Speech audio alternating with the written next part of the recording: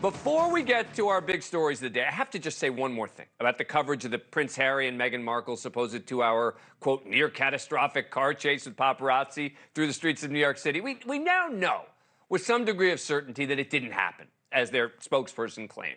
Yes, the photographers followed them. Yes, they got in a taxi to try to avoid them. No, the paparazzi shouldn't do this. Yes, the paparazzi should be condemned. But creating a sensationalized, at times fictional account of the event should matter, particularly to a media that's supposed to be reporting facts and not spin. Now, I told you last night about a case Prince Harry's lawyers were arguing in London yesterday to try to get the police in England permitted to protect them. So they have a motivation to exaggerate at the least. Look, the whole thing felt suspicious when I first heard about the couple's claims, and too much of the media just fell for it from the get-go.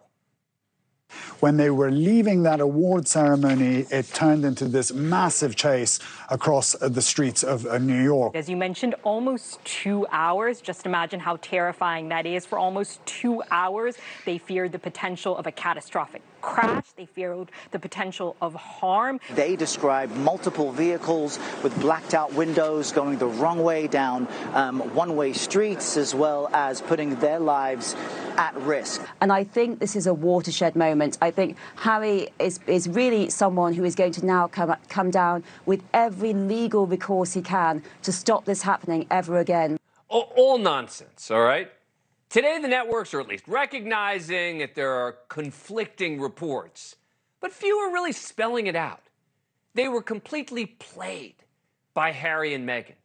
NYPD in their statement said there were numerous photographers that made their transport challenging. The Duke and Duchess of Sussex arrived at their destination. There were no reported collisions, summonses, injuries, or arrests in regard.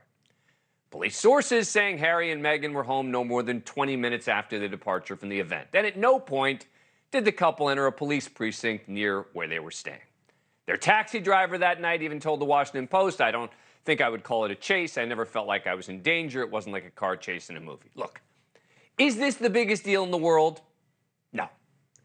But it's another example of the media getting played. And that's not a defense of the photographers in any way, shape, or form. But the truth should matter. There was no 2-hour chase in Manhattan, running through red lights, driving up sidewalks like in Fast and Furious. This was not a pursuit that Prince Harry's team almost made sound identical to the one that led to the death of his mother, Diana. This was maybe a 20-minute chaotic ride home for a celebrity who went out in public. Thank you for watching. Go to newsnationnow.com to find NewsNation on your cable provider. And don't forget to click the red subscribe button below to get more of NewsNation's fact-driven, unbiased coverage.